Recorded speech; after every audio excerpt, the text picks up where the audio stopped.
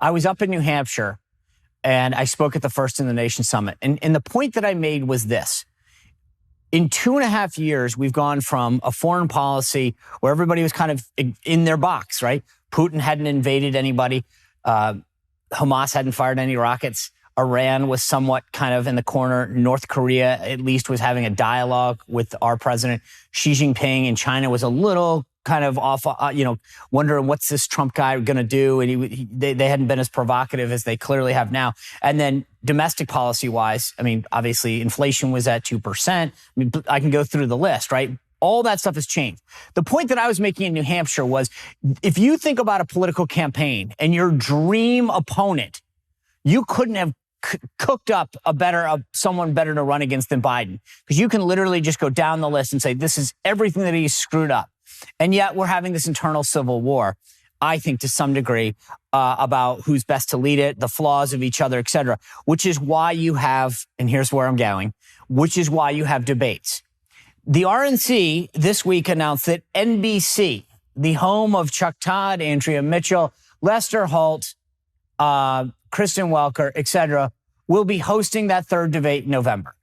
Larry O'Connor, would it have been better if they just let the DNC host the debate, or do you think that having at least a 3-letter organization called the NBC run it made more sense? Yeah, I don't know. I really, when I turn to some higher up in the mass media to sort of help along the conversation amongst conservative Republicans as to who our best leader should be, I always think, gee, I wonder what Joy Reid has to say about this. I really wonder what Lawrence O'Donnell thinks I should do with. What about Maddow? Do you care about Maddow?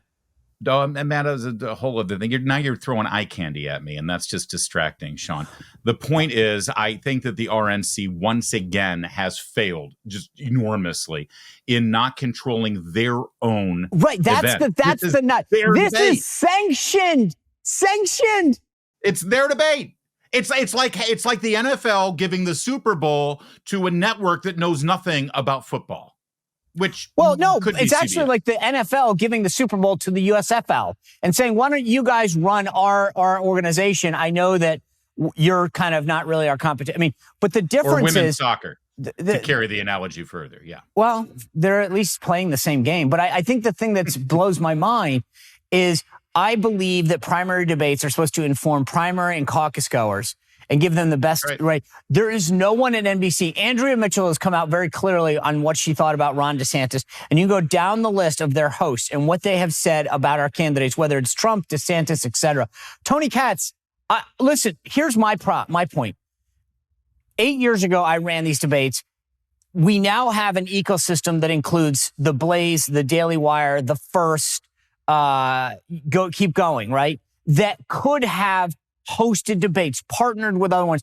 And as I've always said, you then allow C-SPAN to broadcast whatever they do to take care of any kind of, broadcast. And I mean, to allow the greatest audience possible to be able to watch these.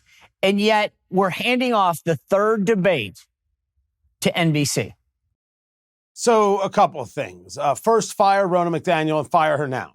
That should have taken place after the first debate. That should have taken place after the second debate. Fire Ronna McDaniel and fire. If I didn't say it already, fire Ronna McDaniel and fire her now.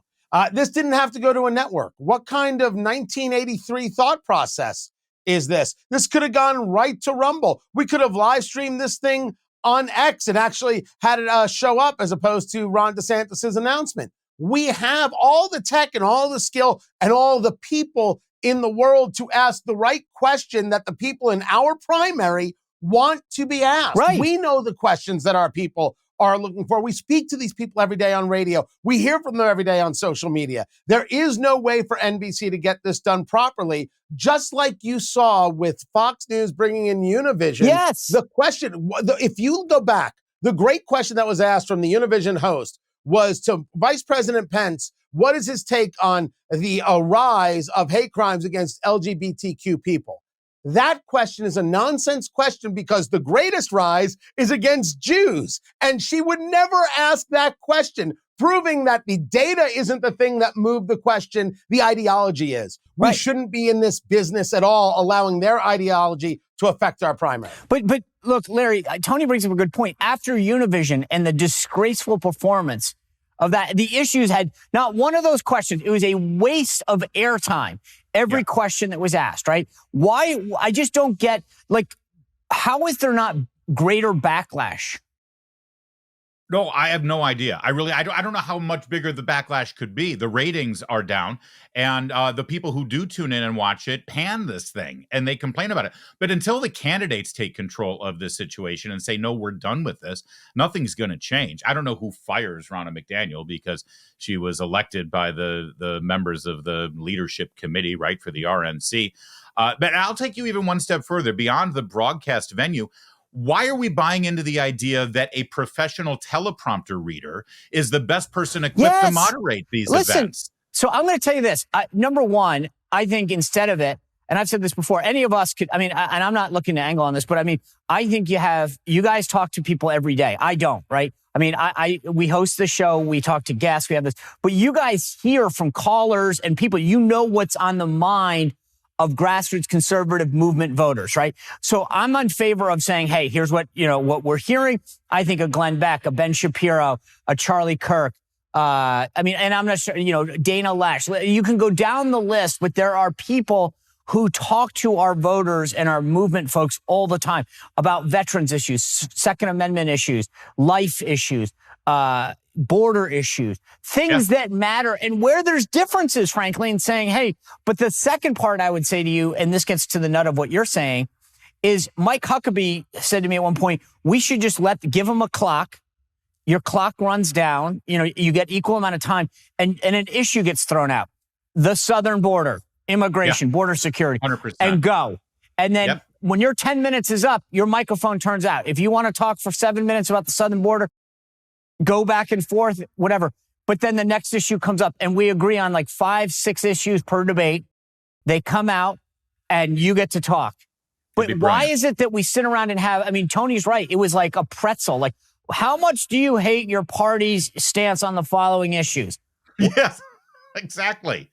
You're right. And Sean, and listen, I've been one of the people asking questions at these debates back in 2016, as you know, in New Hampshire. And I know what these journalists and teleprompt readers, what their goal is. I assure you, when George Stephanopoulos moderates a debate of Republicans, his job is to not try to glean as much information to better inform a Republican voter.